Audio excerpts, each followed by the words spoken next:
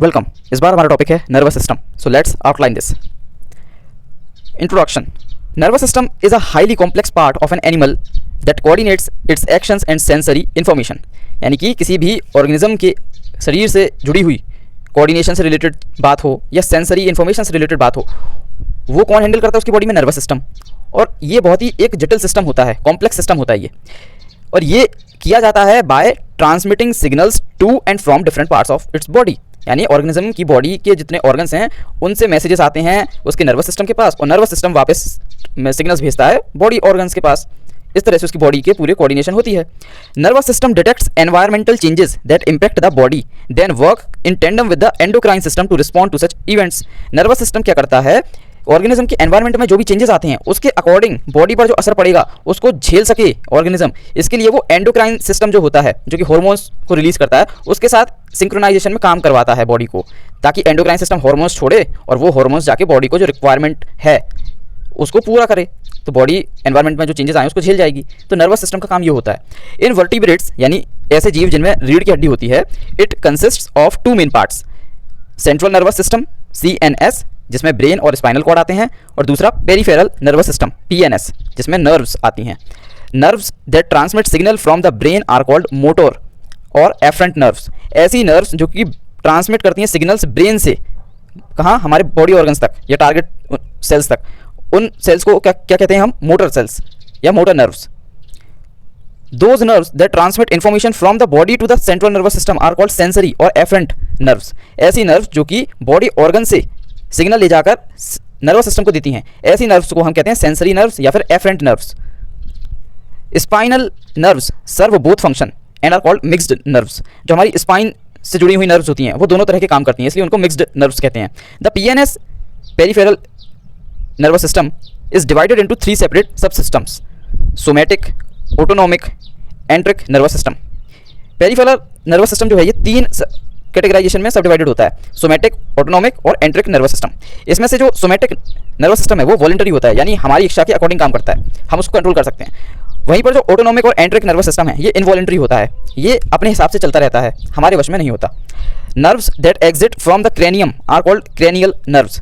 हमारा जो क्रेनियम होता है उससे जो नर्व्स निकलती हैं उनको हम कहते हैं क्रेनियल नर्व्स।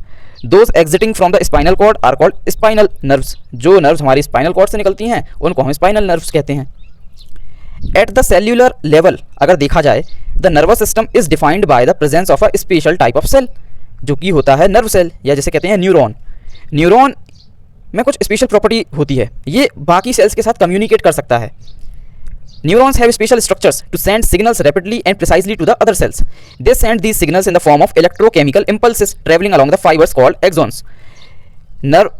जो न्यूरॉन है, जो नर्व सेल है, वो दूसरी सेल्स के साथ कम्युनिकेट कैसे करता है? वो इलेक्ट्रोकेमिकल या तो इलेक्ट्रिसिटी बेस्ड या केमिकल बेस्ड इम्पल्सेस यानी वेव्स पैदा करता है, जो कि एक्सॉन से होते हुए टारगेट सेल तक जाते हैं, फिर वहाँ से वापस आते हैं और फिर से वहाँ वापस जाते हैं। तो इस तरह से सिग्नल का आदान प्रदान चलता है। इस तरह से नर्व सेल जो है ये बाकी सेल्स के साथ कम्युनिकेट कर पाता है। These signals can be directly transmitted to neighbouring cells through electrical synapsis और cause chemical called neurotransmitters to be released at the chemical synapsis. Synapsis क्या होते हैं ये अभी हम आगे डायग्राम में देखेंगे। अभी जानने की बात यह है कि नर्व सेल कम्युनिकेट 2 तरह से करता है, या तो इलेक्ट्रिकल साइनेप्सिस यानी इलेक्ट्रिकल मैसेजेस भेज के, या फिर केमिकल मैसेजेस भेज के। केमिकल मैसेजेस भेजने के लिए किस चीज़ का इस्तेमाल करता है नर्व सेल? न्यूरोट्रांसमीटर्स, जो कि एक तरह के केमिकल्स होते हैं। The receiving cell may get excited, inhibited और अदरवाइज मॉड्यूलेटेड। जो टारगेट सेल होती है जिसको मैसेज सिग्नल मिला हुआ होता है नर्व सेल से, उस पर रिजल्ट क्या होता है? या तो वो एक्साइटेड हो जाती है, या तो इनहिबिट हो जाती है, जो काम कर रही होती है वो बंद कर देती है, या अदरवाइज मॉड्यूलेटेड हो जाती है, यानी उसकी जो सिंक्रोनाइजेशन है, जो लय है, वो एक तरह से कंट्रोल कर दी जाती है नर्व सेल के द्वारा। Connections between neurons can form neural pathways. Neurons के बीच जब कनेक्शंस हो जाते हैं तो वो न्यूरल पाथवेज बना देते हैं, या फिर न्यूरल सर्किट्स बोल रहे हैं उनको।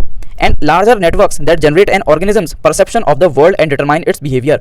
और जब यही न्यूरल पाथवेज, न्यूरल सर्किट्स एक बहुत बड़े लेवल पर बन जाते हैं तो वो किसी ऑर्गेनिज्म का परसेप्शन डेवलप करते हैं वर्ल्ड को लेकर, और उसका बिहेवियर डेवलप करवाते हैं। Nervous system contains other specialized cells called glial cells which provide structural and metabolic support। So nervous system में अभी तक हमने 2 सेल्स पढ़ी, एक नर्व सेल जिसे न्यूरॉन कहते हैं और दूसरी है ग्लियल सेल।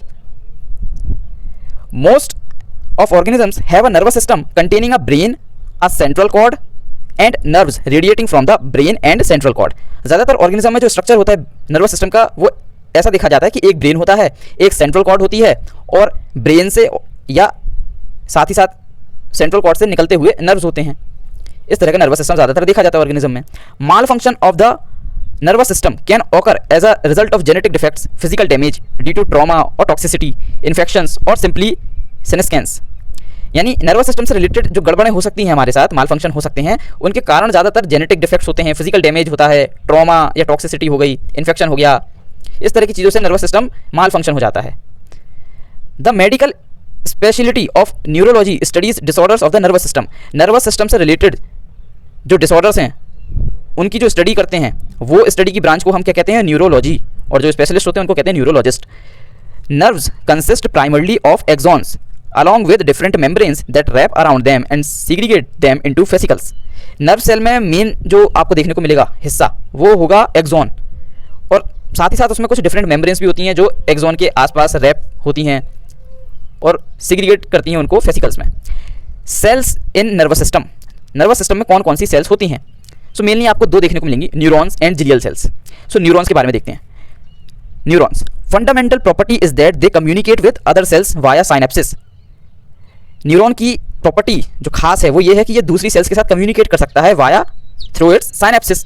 साइनेप्सिस क्या होते हैं? मेम्ब्रेन टू मेम्ब्रेन जंक्शंस होते हैं, आगे हम डायग्राम में देखेंगे। Containing molecular machinery that allows rapid transmission of signals. और न्यूरॉन्स कम्युनिकेट कैसे करते हैं? सिग्नल्स भेज के, या तो इलेक्ट्रिकल या chemical. Many types of neuron possess an axon, a protoplasmic protrusion that can extend to distant part of the body and make the thousands of synaptic contacts. Axons typically extend throughout the body in bundles called nerves. यानी कि axon क्या है? जैसे कोई distant cell है, बहुत दूर है, एक्सॉन तो शुरुआत होगी हमारे सेंट्रल नर्वस सिस्टम ब्रेन में, वहाँ से कोई सेल बहुत दूर है तो टारगेट सेल तक भी कई बार ऐसा होता है कि एक्सॉन डायरेक्टली कॉन्टैक्ट बनाने के लिए टारगेट सेल तक आता है। तो ऐसे long distance transmission of signal करने के लिए भी एक्सॉन काम करता है। साथ ही साथ एक्सॉन्स जो हैं ये एक्सटेंड होते हैं through out the body in bundles. Bundles में ये through out the body extended होते हैं एक्सॉन्स, और इन्हीं बंडल्ड एक्सटेंडेड एक्सॉन्स को हम क्या कहते हैं? नर्व्स। ये देखिए, ये डायग्राम है आपका नर्व सेल का। इसमें न्यूक्लियस होता है, सेल बॉडी होती है, ऊपर की तरफ ये रूट्स जैसे जो आपको दिख रहे हैं ये डेंड्राइट कहलाते हैं।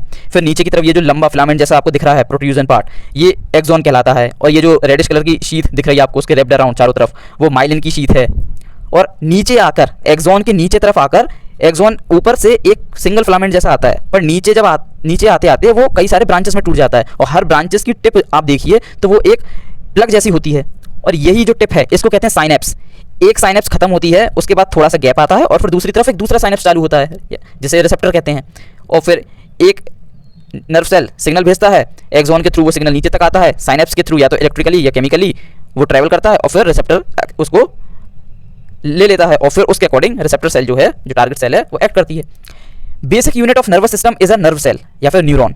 Neuron has a cell body which includes the cell nucleus, spatial extensions called axons and dendrites. Bundles of axons called nerves, यानी axons के जो bundles होते हैं उनको कहते हैं nerves, are found throughout the body. Axons and dendrites allow neurons to communicate even across long distances. Nerve cell communicate कहाँ से करता है? पहला अपने डेंड्राइट से, ये जो ऊपर की तरफ जो ये रूट्स जैसे हैं, और दूसरा कहाँ से कम्युनिकेट करता है? अपने एक्सॉन के टिप जो हैं ये साइनेप्सिस, इनसे। Different types of neurons control और perform different activities. Different type के न्यूरॉन डिफरेंट टाइप की एक्टिविटीज करवाते हैं। मोटर न्यूरॉन्स जो हैं ये transmit messages from the brain to muscles. Motor neurons जो हैं ये मैसेजेस कहाँ से कहाँ भेजते हैं? ब्रेन से मसल तक, और जनरेट करवाते हैं मूवमेंट।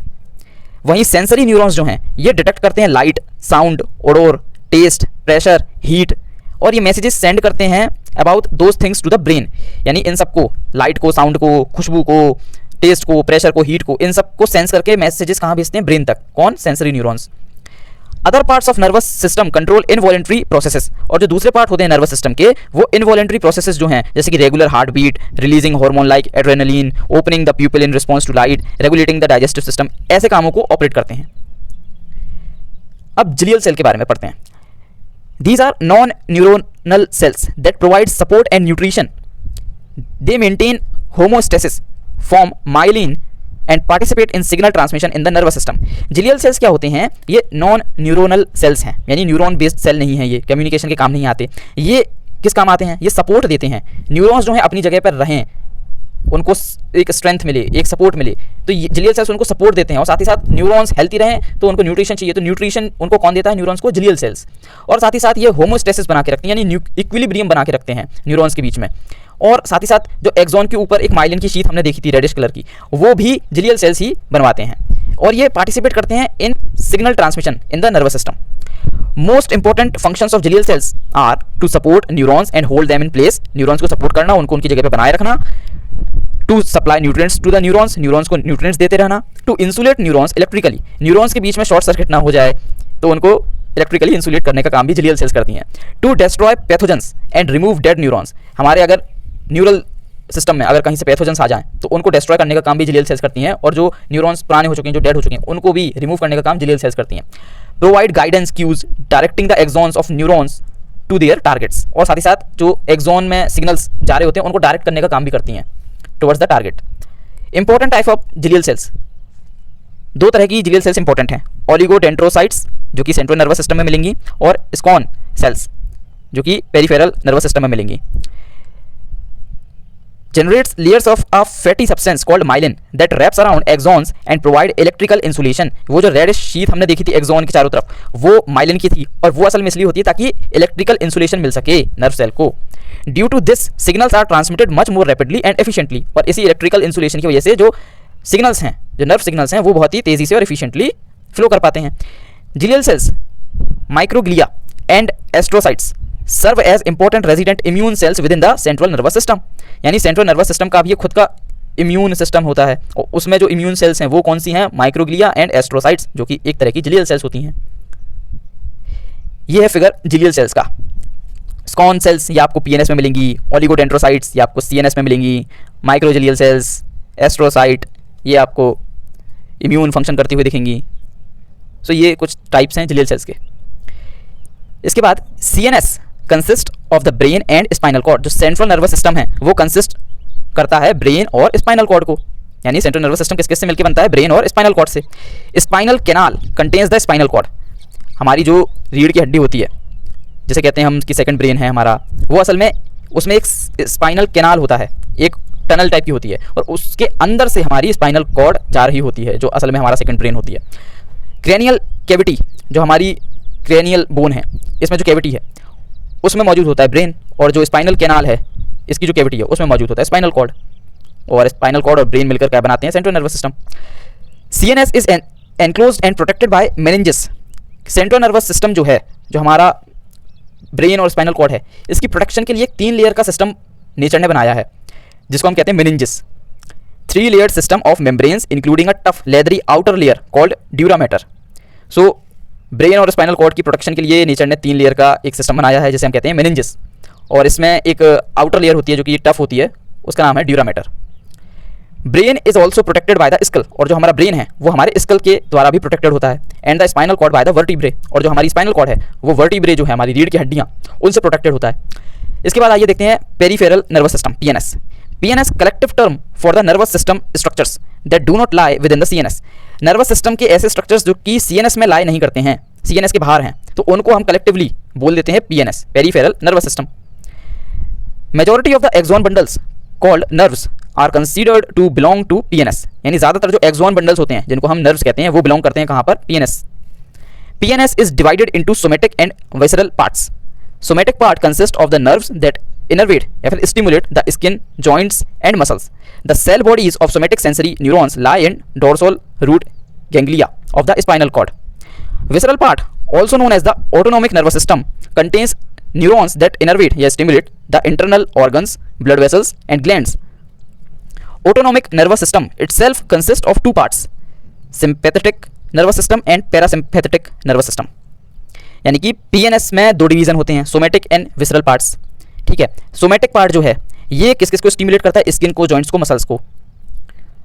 और जो विसरल पार्ट है, या फिर जैसे दूसरा नाम हम बोलते हैं ऑटोनॉमिक नर्वस सिस्टम, ये किस किस को स्टिमुलेट करता है? ऑर्गन्स को, ब्लड वेसल्स को और ग्लैंड्स को। ऑटोनॉमिक नर्वस सिस्टम जो है, विसरल पार्ट जो है, इसमें 2 डिवीजन होते हैं, सिंपैथेटिक नर्वस सिस्टम और पैरासिम्पैथेटिक नर्वस सिस्टम। ये है डायग्राम, इसमें जो लेफ्ट हैंड साइड पर है वो दिखा रहा है हमारा central nervous system, brain and spinal cord, और जो राइट हैंड साइड पर है वो दिखा रहा है आपको पेरीफेरल नर्वस सिस्टम। सो हमारा मेन जो नर्वस सिस्टम है वो है ब्रेन और स्पाइनल कॉर्ड।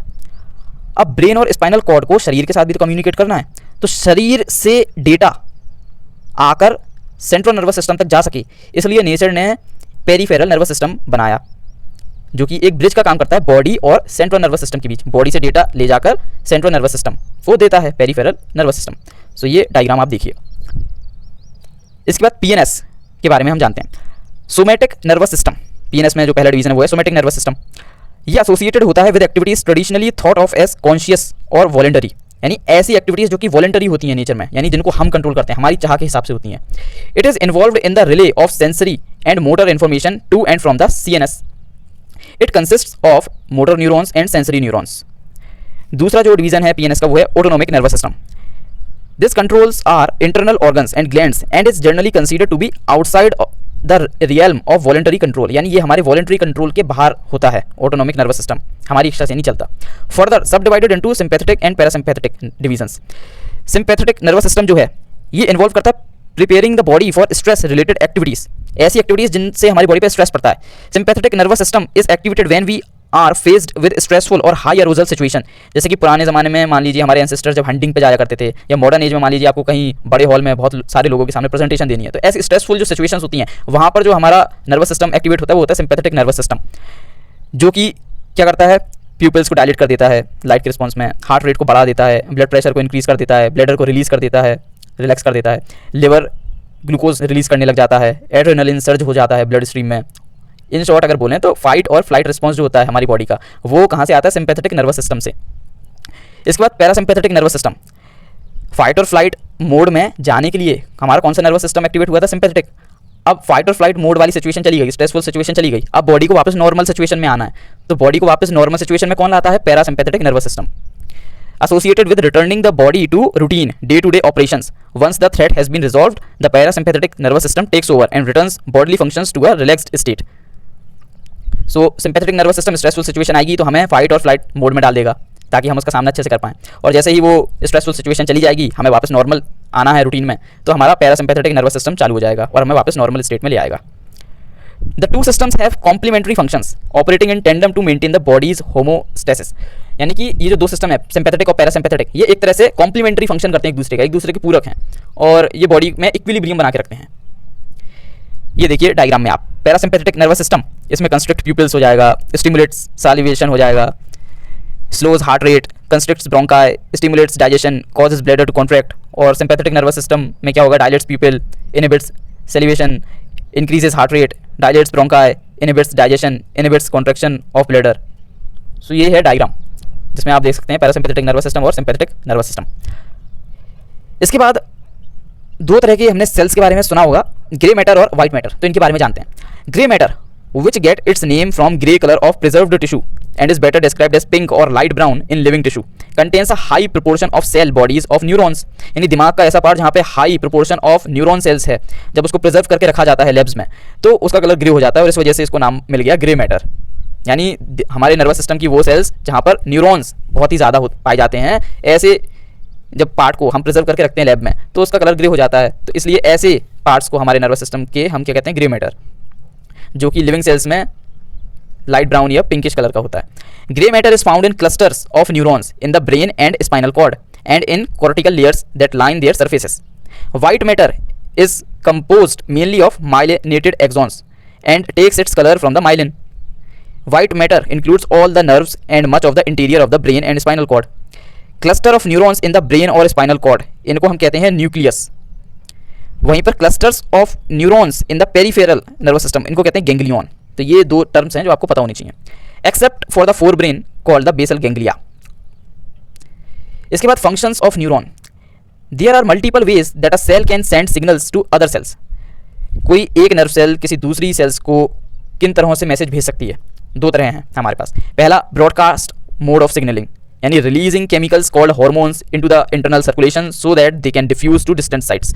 यानी इंटरनल जो सर्कुलेशन सिस्टम है वहाँ पे हार्मोन्स को छोड़ दो और वो खून में बहते बहते सारे जो टारगेट सेल्स हैं वहाँ तक पहुँच जाएंगे अपने आप, तो ये होता है ब्रॉडकास्ट मोड ऑफ सिग्नलिंग। दूसरा होता है पॉइंट टू पॉइंट सिग्नलिंग। इसमें क्या होता है, neurons project their axons to specific target areas and make synaptic connections with specific target cells. It has much higher level of specificity and hormonal signalling. यानी जब हमारे नर्व सेल्स को दूर दराज के टारगेट सेल से कम्युनिकेट करना होता है, और वो ऐसा नहीं है कि बहुत ही ज़रूरी है या बहुत ही स्पेसिफिकली नीडेड है, तो वो ब्रॉडकास्ट मोड ऑफ सिग्नलिंग करते हैं, यानी इंटरनल सर्कुलेशन में हार्मोन्स को छोड़ देते हैं और हार्मोन्स जाके कम्युनिकेशन कर लेते हैं। वहीं पर कुछ ऐसी सिचुएशंस होती होंगी जहाँ पर एक्सॉन्स, जहाँ पर हमारे जो न्यूरॉन्स हैं उनको बहुत ही स्पेसिफिक टारगेट सेल्स के साथ कम्युनिकेट करना है, तो वो अपने एक्सॉन्स को डिस्टेंस प्लेसेस पे जो टारगेट सेल्स हैं डायरेक्टली जाकर वहाँ पे कनेक्शंस बना लेते हैं, एक्सॉन्स को ले जाकर डायरेक्ट टारगेट सेल्स के पास कनेक्शन बना लेते हैं ताकि डायरेक्ट कम्युनिकेशन हो सके। तो ऐसे सिग्नलिंग को हम कहते हैं point to point signalling. Most neurons send signals via their axons, although some types are capable of dendrite to dendrite communication. ज़्यादातर न्यूरॉन्स जो हैं ये एक्सॉन्स के थ्रू सिग्नल भेज के कम्युनिकेट करते हैं, पर कुछ न्यूरॉन्स ऐसे भी होते हैं जो कि डेंड्राइट्स टू डेंड्राइट कम्युनिकेशन करते हैं, जैसे कि amacrine cells have no axons and communicate only via their dendrites. Neural signals propagate along an axon in the form of electrochemical waves called action potentials, cell to cell signals। यानी ये जो हम सुन रहे हैं कि एक नर्व सेल सिग्नल भेजती है दूसरी सेल्स तक, तो वो इलेक्ट्रोकेमिकल वेव्स के फॉर्म में होता है, और इन इलेक्ट्रोकेमिकल वेव्स को नाम क्या दिया जाता है? Action potentials. साइनेप्सिस जो हैं ये या तो इलेक्ट्रिकल हो सकते हैं या केमिकल नेचर के हो सकते हैं। इलेक्ट्रिकल साइनेप्सिस जो होते हैं ये make direct electrical connections between neurons, ये दो न्यूरॉन्स के बीच में डायरेक्ट इलेक्ट्रिकल जो मैसेजेस हैं उनको भेजकर कम्युनिकेशन करवा लेते हैं। वहीं पर जो केमिकल साइनेप्सिस हैं दीज आर मोर कॉमन, ये ज़्यादा कॉमन होते हैं। In cell that send signals is called presynaptic and the cell that receive signal is called postsynaptic. जिस नर्व सेल ने सिग्नल भेजे हैं उसको कहा जाता है प्री साइनेप्टिक, यानी साइनेप्स से पहले वाली सेल, और जिस नर्व सेल ने सिग्नल्स को रिसीव किया है उसको कहते हैं पोस्ट साइनेप्टिक सेल, यानी कि साइनेप्स के बाद वाली उस तरफ वाली nerve cell. Both the pre-synaptic and post-synaptic areas are full of molecular machinery that carries out the signaling process। ये जो साइनेप्सिस की टिप्स होती हैं यहाँ पर असल में केमिकल फैक्ट्री होती है छोटी सी एक, यहाँ पे वेसाइकल्स होते हैं जिनमें न्यूरोट्रांसमीटर्स एम्बेडेड होते हैं। तो जैसे ही एक नर्व सेल में सिग्नल आया एक्सॉन के थ्रू, वो साइनेप्स पे पहुँचा, अब उसे वो सिग्नल दूसरी जो नर्व सेल है उसको देना है, तो वो साइनेप्स तक इलेक्ट्रिकल सिग्नल ले जाएगा, फिर साइनेप्स पे जो वेसाइकल्स हैं वहाँ पर स्टिमुलेट करेगा और न्यूरोट्रांसमीटर जो है उसको छुड़वाएगा। तो जो दो साइनेप्स हैं दो न्यूरॉन्स की, उनके बीच जो गैप है उस गैप में ये न्यूरोट्रांसमीटर ट्रेवल करेगा और जाकर जो रिसेप्टर है दूसरी नर्व सेल का वहाँ पर जाकर जुड़ जाएगा और मैसेज को डिलीवर कर देगा दूसरी नर्व सेल में, और फिर वो आगे डिलीवर कर देगी। इस तरह से मैसेज डिलीवर होता जाता है आगे। When presynaptic terminal is electrically stimulated, an array of molecules embedded in the membranes are activated and cause the contents of the vesicles to be released into the narrow space between the presynaptic and postsynaptic membranes called the synaptic cleft। यानी दो synapsis के बीच में जो gap होता है जिसमें ये न्यूरोट्रांसमीटर ट्रेवल करता है, उस गैप को क्या कहते हैं? Synaptic cleft. Neurotransmitter then binds to receptors embedded in the postsynaptic membrane, causing them to enter an activated state. Depending on the type of receptor, the resulting effect on the postsynaptic cell may be excitatory, inhibitory या modulatory in more complex way। जैसे कि example के तौर पर देखें, motor neuron जो होता है ये कौन सा न्यूरोट्रांसमीटर छोड़ता है? Acetyl choline. ये एसिटाइल कोलिन कहाँ पर जाता है? मसल सेल के पास। तो इस वाले न्यूरोट्रांसमीटर का असर क्या होता है कि मसल सेल जो है वो कॉन्ट्रैक्ट करने लग जाती है। तो इस तरह से कम्युनिकेशन करते हैं मोटर न्यूरॉन। सो न्यूरॉन्स जो हैं ये एक दूसरे के साथ कम्युनिकेट करने के लिए दो तरह से साइनेप्टिकल मैसेजिंग करते हैं। पहला होता है डायरेक्ट इलेक्ट्रिकल कनेक्शंस के थ्रू और दूसरा होता है केमिकल न्यूरोट्रांसमीटर्स के through. Entire synaptic transmission process takes only fraction of millisecond. यानी ये जो पूरी हमने प्रोसेस पढ़ी कि एक नर्व सेल से सिग्नल आया एक्सॉन से होता हुआ साइनेप्स की टिप पे गया, वहाँ पे इलेक्ट्रिकली स्टिमुलेट किया न्यूरोट्रांसमीटर को, फिर न्यूरोट्रांसमीटर निकला और जो साइनेप्टिक क्लेफ्ट है उससे ट्रैवल करता हुआ दूसरी जो रिसेप्टर थे उस तरफ पोस्ट साइनेप्टिक सेल में वहाँ पर अटैच हुआ और फिर वहाँ पे मैसेज को आगे डिलीवर किया। तो ये पूरी प्रोसेस में खाली फ्रैक्शन ऑफ मिली सेकंड लगता है, बहुत जल्दी हो जाती है। ये आप फिगर में देख सकते हैं, वही प्रोसेस जो मैं अभी समझा रहा था। ऊपर जो है वो सेल है जिसने मैसेज को भेजा है, उसकी टिप पर मैसेज आया एक्सॉन के थ्रू, फिर ये जो आपको ऊपर दिख रहा है बल्ब जैसा, ये साइनेप्स है, ये पहली वाली नर्व सेल का साइनेप्स है।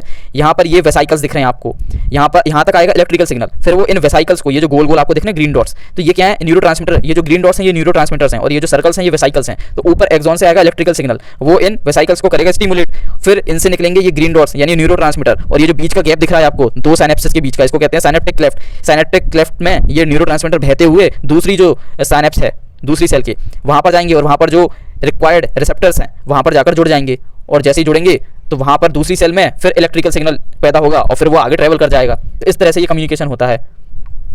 There are literally hundreds of different types of synapses, यानी सैकड़ों तरह के साइनेप्सिस होते हैं। In fact there are over 100 known neurotransmitter, 100 से ज़्यादा तो न्यूरोट्रांसमीटर होते हैं and many of them have multiple types of receptors, और हर न्यूरोट्रांसमीटर के मल्टीपल टाइप्स ऑफ रिसेप्टर्स होते हैं। अब आइए जानते हैं न्यूरल सर्किट्स एंड सिस्टम्स के बारे में। Networks formed by interconnected groups of neurons. Networks कैसे बनते हैं? इंटरकनेक्टेड ग्रुप ऑफ न्यूरॉन्स से। Networks are capable of a wide variety of functions including feature detection, pattern generation, timing, and there are seen to be countless types of information processing possible. यानी कि neurons हमने पढ़े, हमने neurons कैसे communicate करते हैं वो पढ़ा।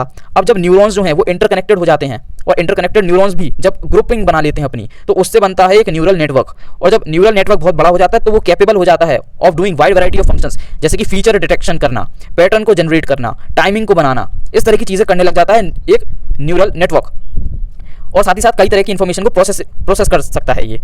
Initially, it was believed that working of neural networks can be explained as stimulus response circuits.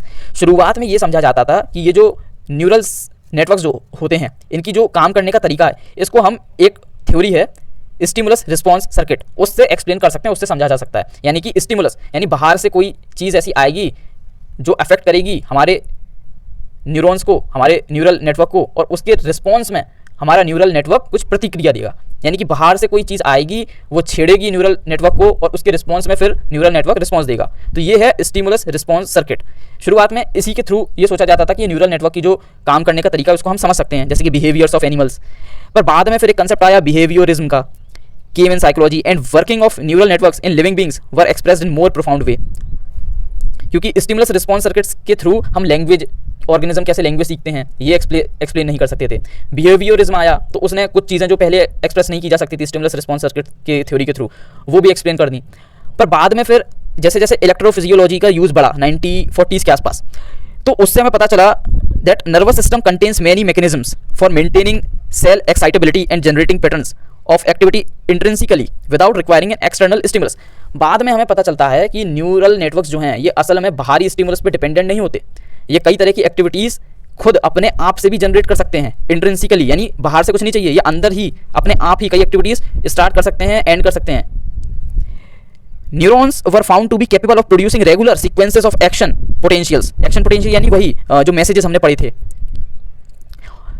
So neurons जो हैं वो कैपेबल होते हैं ऑफ प्रोड्यूसिंग रेगुलर सीक्वेंसेस, यानी एक रेगुलर इंटरवल ऑफ टाइम पे वो सीक्वेंसेस बनाते रहते हैं, एक्शन पोटेंशियल्स के मैसेज भेजते रहते हैं आपस में, और sequences of bursts even in complete isolation. अगर न्यूरल नेटवर्क्स को कंप्लीट आइसोलेशन में भी रख दिया जाए, बाहर से कोई स्टिमुलस ना आए, तब भी वो रेगुलर इंटरवल पे आपस में कम्युनिकेट करते रहते हैं बाय एक्शन पोटेंशियल्स।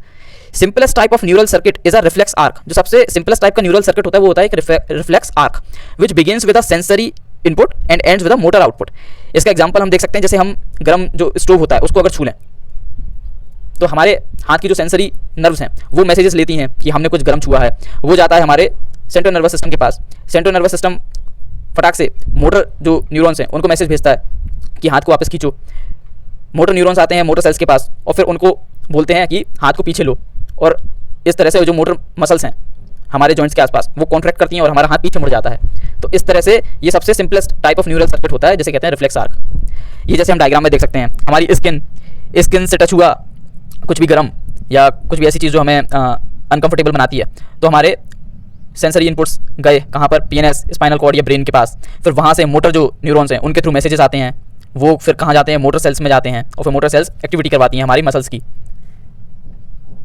इसके बाद simplest reflexes, there are short neural paths from sensory neuron to motor neuron. Simplest reflexes जो होते हैं उनमें ज़्यादातर क्या पैटर्न होता है, शॉर्ट न्यूरल पाथ होते हैं, यानी छोटे न्यूरल पाथ होते हैं। कहाँ से, सेंसरी न्यूरॉन से मोटर न्यूरॉन तक। There are also other nearby neurons that participate in the circuit and modulate the response. Furthermore, there are projections from the brain to the spinal cord that are capable of enhancing and inhibiting the reflex. Although the simplest reflexes may be mediated by circuits lying entirely within the spinal cord, more complex responses rely on signal processing in the brain. यानी कि कुछ जो simple तरह के reflexes होते हैं वो तो हमारा PNS, पेरिफेरल नर्वस सिस्टम जो है, वो मैसेजेस देता है कहाँ, हमारे स्पाइनल कॉर्ड को। तो जो सिंपल तरह के रिफ्लेक्सेस हैं वो हमारे स्पाइनल कॉर्ड से ऑपरेट हो जाते हैं, यानी ब्रेन तक नहीं जाते। पर जो कॉम्प्लेक्स सिग्नल्स हैं, ऐसे सिग्नल जिनमें बहुत ही ज़्यादा प्रोसेसिंग की ज़रूरत है, ऐसे सिग्नल्स को कौन हैंडल करता है, ब्रेन हमारा। और जो सिंपल है उनको कौन हैंडल करता है, हमारा स्पाइनल कॉर्ड। ब्रेन को जो हैंडल करने होते हैं सिग्नल्स, वो कौन कौन से होते हैं, feature detection, perceptual analysis, memory recall, decision making, motor planning, ये सब कौन ऑपरेट करता है, हमारा ब्रेन। और जो सिंपल रिफ्लेक्सेस होते हैं वो कौन ऑपरेट करता है, हमारा spinal cord. Intrinsic pattern generation. Nervous system is also capable of controlling the body in ways that do not require an external stimulus. Many types of neurons are capable, even in isolation, of generating rhythmic sequences of action potentials or rhythmic alteration, जैसे कि periodicity, chaos, circadian rhythmicity. ये सब हमारे neurons खुद भी बना सकते हैं बिना आउटर स्टिमुलस के ज़रूरत के बिना. सर्कैडियन रिदमिसिटी आपने पढ़ा होगा कि बायोलॉजिकल क्लॉक होती है एक हमारी बॉडी में, जो कि दिन के हिसाब से ऑटोमेटिकली हमारी एक्टिविटीज़ को कंट्रोल करती है. तो वो भी एक एग्जांपल है कि हमारा न्यूरल जो नेटवर्क है वो बाहर के स्टिमुलस पर डिपेंड नहीं करता, एक वो अपने आप भी चीज़ें कर सकता है. इसके बाद मिरर न्यूरॉन्स.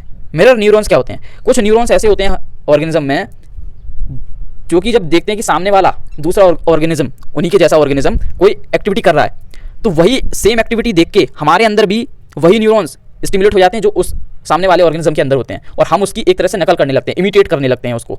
तो ये जो करवाता है ऐसे न्यूरॉन्स को हम कहते हैं मिरर न्यूरॉन्स, यानी इमिटेट करने की जो कैपेसिटी है वो मिरर न्यूरॉन से आती है. और ये जनरली देखा जाता है प्राइमेट्स, यानी वानर या उनसे जो बने हैं आगे चलकर ऑर्गेनिज्म जैसे ह्यूमंस या फिर बर्ड्स में, तो इनमें देखा जाता है मिरर न्यूरॉन. इसके बाद ह्यूमन ब्रेन के बारे में पढ़ते हैं हम. Human brain is the central organ of the human nervous system and with the spinal cord makes up the central nervous system, controls most of the activities of body, processing, integrating and coordinating the information, making decisions. Brain consists cerebrum, brainstem and cerebellum. So cerebrum को हम सबसे पहले देखते हैं. ये सबसे largest part है brain का. दो cerebral hemispheres होते हैं. Each hemisphere has an inner core composed of white matter and an outer core surface cerebral cortex composed of grey matter. Cortex has an outer layer, जैसे कहते हैं neocortex, जो कि 6 न्यूरोनल लेयर से मिलकर बनती है. इनर लेयर जो होती है उसे हम कहते हैं अलोकोर्टेक्स, जो कि 3 या 4 न्यूरोनल लेयर से मिलकर बनती है. Each hemisphere is conventionally divided into 4 lobes, यानी कि हर एक हेमिस्फीयर 4 लोब्स में डिवाइड होता है. हमारा जो ब्रेन है इसमें 2 हाल्व्स होते हैं, 2 हेमिस्फीयर्स होते हैं, और हर एक हेमिस्फीयर 4 लोब्स में डिवाइडेड होता है, जो कि इस तरह हैं. फ्रंटल लोब किन चीज़ों से एसोसिएट करता है? Executive function, self control, planning, reasoning, abstract thought, ये कहाँ से कंट्रोल किए जाते हैं? फ्रंटल लोब से. इसके बाद है टेम्पोरल लोब. ये क्या चीज़ ऑपरेट करता है? Processing auditory information and with the encoding of memory. इसके बाद है पैराइटल लोब. ये क्या करता है? Sensation, perception, integrating sensory input, cognition, ये सब पैराइटल लोब से ऑपरेट होते हैं. इसके बाद है ऑसिपिटल लोब. ये क्या करता है? Visual perception including colour, form, motion, ये सब कहाँ से ऑपरेट होता है? ऑसिपिटल लोब से. सो हमारे ब्रेन में 2 हाल्व्स यानी 2 हेमिस्फीयर्स, और हर हेमिस्फीयर 4 लोब्स में डिवाइडेड. 4 लोब कौन कौन से? Frontal, temporal, parietal, occipital.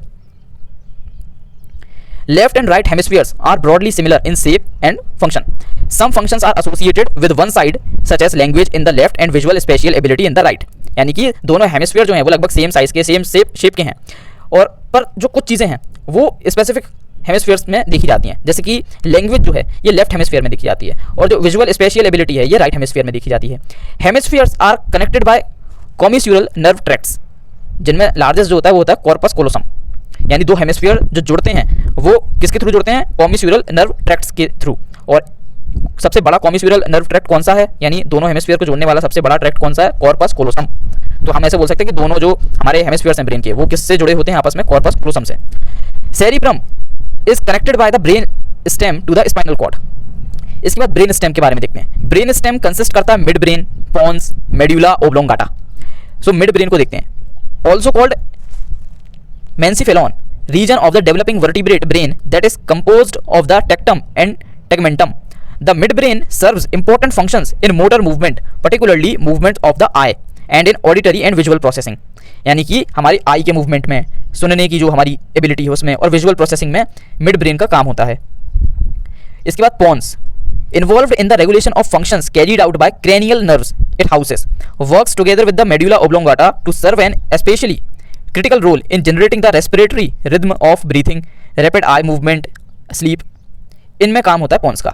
इसके बाद medulla oblongata plays an essential role in passing messages between your spinal cord and brain. It's also essential for regulating your cardiovascular and respiratory systems. इसके बाद है cerebellum. Is a major feature of the hind brain, यानी दिमाग के पीछे का जो हिस्सा है हाइंड ब्रेन, उसका पार्ट होता है cerebellum. Cerebellum plays an important role in motor control, यानी जो हमारी मसल्स का मूवमेंट है, बॉडी का जो मूवमेंट होता है हमारी, जो कि मोटर न्यूरॉन्स की मदद से होता है, उसमें इसका रोल होता है. It may also be involve in some cognitive function, यानी बौद्धिकता से जो जुड़े फंक्शंस हैं उसमें भी इसका काम होता है, such as attention and language as well as emotional control, such as regulating fear and pleasure responses. Cerebellum does not initiate movement, बात ध्यान रखने की ये है कि सेरिबेलम में एबिलिटी नहीं है कि वो मूवमेंट को इनिशिएट कराए, बट ये कंट्रीब्यूट करता है towards the coordination, precision and accurate timing. It receives input from sensory systems of the spinal cord and from other parts of the brain and integrates these inputs to fine tune motor activity. So ये काम होता है cerebellum का. आप figure में देख सकते हैं, आगे जो रेड पार्ट है वो फ्रंटल लोब, जो बीच में येलो पार्ट है वो पैराइटल लोब, जो पीछे ये स्काई ब्लू टाइप का कलर है ये है ऑसिपिटल लोब, फिर ये जो पर्पल कलर है वो है टेम्पोरल लोब, ये जो नीचे आपको एक जड़ जैसा दिख रहा है वो है ब्रेन स्टेम, और ये जो नीचे एक बॉल जैसा येलो ऑरेंज टिंज कलर में दिख रहा है वो है सेरिबेलम. तो ये है हमारे ब्रेन का स्ट्रक्चर. ये इस फिगर में आप और अच्छे से देख सकते हैं. नीचे ये जो आपको रूट जैसा दिख रहा है वो है ब्रेन स्टेम. ये रिले सेंटर की तरह काम करता है, connecting the cerebrum and cerebellum to the spinal cord.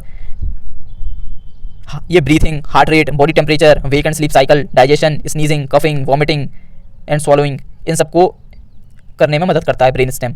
इसके बाद सेरिब्रम जो है ये touch, vision, hearing, speech, reasoning, emotions, learning and fine control movement, इसमें काम करता है सेरिब्रम. इसके बाद सेरिबेलम जो है ये कोऑर्डिनेट करता है मसल मूवमेंट्स को, मेंटेन करता है पोस्चर को एंड बैलेंसिंग में मदद करता है हमारी. Cerebellum is connected to the brain stem by pairs of tracts. Within the cerebrum is the ventricular system consisting of 4 interconnected ventricles in which cerebrospinal fluid is produced and circulated. Underneath the cerebral cortex are several important structures. Cerebral जो cortex है इसके नीचे बहुत सारे important parts हैं हमारे brain के, so हम उनको डिस्कस करते हैं. Thalamus is a mostly grey matter structure of the diencephalon that has many essential roles in human physiology. The thalamus is composed of different nuclei that each serve a unique role ranging from relaying sensory and motor signals as well as regulation of consciousness and alertness. इसके बाद epithalamus. Function of the epithalamus is to connect the limbic system to other parts of the brain. Some functions of its components include the secretion of melatonin by the pineal gland involved in circadian rhythm and regulation of motor pathways and emotions. इसके बाद pineal gland, ये seat of the soul कही जाती है. It is located in the center of the brain. The main function of the pineal gland is to receive information about the state of the light and dark from the environment and convey this information to produce and secrete hormone melatonin. इसके बाद hypothalamus, a small region of the brain. It's located at the base of the brain near the pituitary gland. Plays a crucial role in many important functions as releasing hormones, regulating body temperature, maintaining daily physiological cycles, controlling appetite, managing of sexual behavior, regulating emotional responses. ये सब कौन operate करता है? हमारा hypothalamus. इसके बाद pituitary gland, main function is to secrete hormones into your blood stream. These hormones can affect other organs and glands, especially your thyroid, reproductive organs and adrenal glands. It's the master gland because it tells the other glands to release hormones.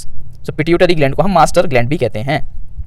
इसके बाद subthalamus, responsible for sexuality, food and water intake and maintenance of hydration and cardiovascular activity. ये सब कौन operate करता है? हमारा subthalamus. इसके बाद limbic system, involved in our behavioral and emotional responses, especially when it comes to behaviors we need for survival, जैसे कि feeding, reproduction and caring for our young ones and fight or flight responses. ये सब कौन operate करता है? हमारा limbic system. इसके बाद है amygdala, best known as the part of the brain that drives the so-called fight or flight response. जो फाइट और फ्लाइट रिस्पॉन्स है वो असल में ऑपरेट कौन करता है? हमारे ब्रेन का part amygdala. While it is often associated with the body's fear and stress responses, यानी बॉडी को जो डर लगना और स्ट्रेस रिलेटेड जो फीलिंग्स होती हैं वो अमाइगडाला कंट्रोल करता है. It also plays a pivotal role in memory. Hippocampus helps human process and retrieve two kinds of memory, declarative memories and spatial relationship. Declarative memories are those related to facts and events. Spatial relationship memories involve pathways and routes. यानी hippocampus दो तरह की memories को control करने में काम करता है. पहला डिक्लेरेटिव मेमोरीज जो कि फैक्ट्स या इवेंट्स पर बेस्ड होती हैं. दूसरी स्पेशियल रिलेशनशिप मेमोरीज जो कि पाथवेज, रास्ते या रूट्स पर बेस्ड होती हैं. Hippocampus is also where short term memories are turned into long term memories. Hippocampus ही वो जगह है जहाँ पर हमारी short term memory long term memory में बदली जाती है. These are then stored elsewhere in the brain. इसके बाद है क्लोस्ट्रम, acts as a conductor for inputs from the cortical regions, so these receptive areas do not become unsynchronized. Without the claustrum, one could respond to stimuli that are familiar to individual but not to complex events. यानी क्लोस्ट्रम जो है अगर ये ना हो तो हम हमारी फेमिलियर कंडीशन को तो रिस्पॉन्स कर सकते हैं, बट अगर कोई अनजान स्थिति आ जाती है, कोई अनजान स्टिमुलाई आ जाता है तो हम उसको रिस्पॉन्स नहीं कर पाएंगे अगर क्लोस्ट्रम नहीं होगा तो. इसके बाद है basal ganglia, group of subcortical nuclei responsible primarily for motor control as well as other roles such as motor learning, executive functions, behaviors and emotions. इसके बाद basal forebrain. essential part of the neuromodulatory system that controls behavior by regulating arousal and attention. इसके बाद है circumventricular organs, structures that permit polypeptide hypothalamic hormones to leave the brain without disrupting the blood brain barrier. ये एक तरह का barrier होता है हमारे ब्लड, हमारे बाकी की बॉडी और हमारे ब्रेन के बीच में, ताकि हमारी बॉडी से कोई भी ऐसी चीज़ ब्रेन वाले सिस्टम में ना जा पाए जिससे वो अफेक्ट हो. So structure that permit polypeptide hypothalamic hormones to leave the brain without disrupting the blood-brain barrier and permit substances that do not cross the blood-brain barrier to trigger changes in the brain function. Brain is protected by the skull, suspended in cerebrospinal fluid and isolated from the bloodstream by the blood-brain barrier. Adult human brain weighs on average about 1.2 to 1.4 kg, which is about 2% of the total body weight, with a volume of around 1260 to 1260 centimeter cube in men's and 1130 centimeter cube in women on an average. The cerebrum, brainstem, cerebellum and spinal cord are covered by three membranes called meninges. The membranes are, जो हमने 3 layer के बारे में पढ़ा था starting में कि हमारे सेंट्रल नर्वस सिस्टम को, ब्रेन को और स्पाइनल कॉर्ड को जो प्रोटेक्शन के लिए 3 लेयर्स नेचर ने बनाई हैं, वो कौन कौन सी हैं? सबसे टफ बाहरी जो लेयर है वो है ड्यूरा मैटर, उसके बाद बीच वाली लेयर जो आती है आर्कनॉइड मैटर, इसके बाद जो सबसे अंदरूनी लेयर आती है जो कि मोर डेलिकेट होती है पाया मैटर. सो अगर बाहर से अंदर की तरफ देखें तो dura mater, arachnoid mater and pia mater. Between the arachnoid mater and pia mater is the subarachnoid space and subarachnoid cisterns which contain the cerebrospinal fluid. Arachnoid matter और पाया मैटर के बीच में जो स्पेस है उसे हम कहते हैं subarachnoid स्पेस, और इसी में भरा हुआ होता है cerebrospinal fluid जो कि ब्रेन को सस्पेंशन में रखता है. ये हमारे ब्रेन का एक डायग्राम है. आप इसमें अलग अलग पार्ट्स को देख सकते हैं जैसे कि frontal lobe, cerebral, cortex, central sulcus, parietal lobe, thalamus, occipital lobe, cerebellar, cortex, cerebellum, brain stem, medulla, pons, temporal lobe, hypothalamus, lateral ventricles, corpus callosum. So ये डायग्राम आपके अंडरस्टैंडिंग के लिए. इसके बाद स्पाइनल कॉर्ड के बारे में पढ़ते हैं. Spinal cord is a long thin tubular structure made up of nervous tissue which extends from the medulla oblongata in the brainstem to the lumbar region of the vertebral column. It encloses the central canal of the spinal cord which contains cerebrospinal fluid. The brain and spinal cord together make up the CNS. Brain और spinal cord मिलकर CNS बनाते हैं, central nervous system. Spinal cord क्या होता है? एक long thin tubular structure होता है. किससे बना हुआ होता है? नर्वस टिश्यू से. कहाँ से चालू होता है ये? मेडुला ओब्लोंगाटा से. कहाँ तक जाता है? लंबर रीजन में, वर्टिब्रल कॉलम तक. Humans, the spinal cord begins at the occipital bone, passing through the foramen magnum and entering the spinal canal at the beginning of the cervical vertebrae. Spinal cord extends down to between the first and second lumbar vertebrae where it ends. The enclosing bony vertebral column protects the relatively shorter spinal cord. It is around 45 cm in men and around 43 cm in women. The diameter of spinal cord ranges from 13 mm in the cervical and lumbar regions to 6.4 mm in the thoracic area. Spinal cord is the main pathway for information connecting the brain and peripheral nervous system. Spinal cord main pathway एक तरह से आप कह लो super highway है जो कि peripheral nervous system और हमारे ब्रेन को कनेक्ट करता है. The human spinal cord is protected by the bony spinal column shown to the left. The spinal column is made up of bones called vertebrae. यानी हमारी जो स्पाइनल कॉलम है, ये जो हमारी स्पाइन की हड्डी होती है वो प्रोटेक्ट करती है हमारे स्पाइनल कॉर्ड को, और इन हड्डियों को हम क्या कहते हैं? Vertebrae. Also the spinal column is somewhat flexible. Spinal column flexible होता है. Some of the vertebrae in the lower parts of the spinal column become fused. नीचे की जो स्पाइनल कॉलम में जो हड्डियां होती हैं, वर्टिब्रे होती हैं, वो फ्यूज्ड होती हैं. The spinal cord is located in the vertebral foramen and is made up of 31 segments, 8 cervical, 12 thoracic, 5 lumbar, 5 sacral and 1 coccygeal. A pair of spinal nerves leaves each segment of the spinal cord. Receptors in the skin send information to the spinal cord through the spinal nerves. The cell bodies of these nerve fibers are located in the dorsal root ganglion. The nerve fibers enter the spinal cord through the dorsal root.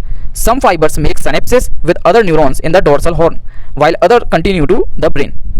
Many cell bodies in the ventral horn of the spinal cord send axons through the ventral root to muscles to control the movement. Here you can see right hand side में जो आपको diagram है इसमें आप देख सकते हैं brain है, स्पाइनल कॉर्ड है और उसमें ये नीचे की तरफ हमारी वर्टिब्रे हैं जिनको हम अलग अलग कैटेगरी में डिवाइड करते हैं, cervical, thoracic, lumbar, sacral, coccygeal. Spinal cord allow us to do, क्या क्या काम हमें करने देता है स्पाइनल कॉर्ड हमारा? Movement, feel hot and cold temperature, vibrations, sharp and dull sensations, sense the position of your arms and legs, control blood pressure, heart rate, body temperature, control bodily functions such as breathing, urination and bowel movements. ये सब काम हमें कौन करने देता है? हमारा spinal cord. The spinal cord comprises 3 parts. cervical, neck, thoracic, chest, lumbar, lower back regions. 3 layers of tissue protected the spinal cord: dura mater, arachnoid matter and pia mater. और डॉक्टर इन तीनों लेयर्स को क्या कहते हैं? Meninges. Dura mater, this is the outermost layer of the spinal cord, meninges. It is a tough protective coating. Epidural space, between the dura and arachnoid space is the epidural space. This is where doctors may insert local anesthetic to reduce pain during the childbirth and some surgical procedures such as those to operate on a lung or abdominal aneurysm.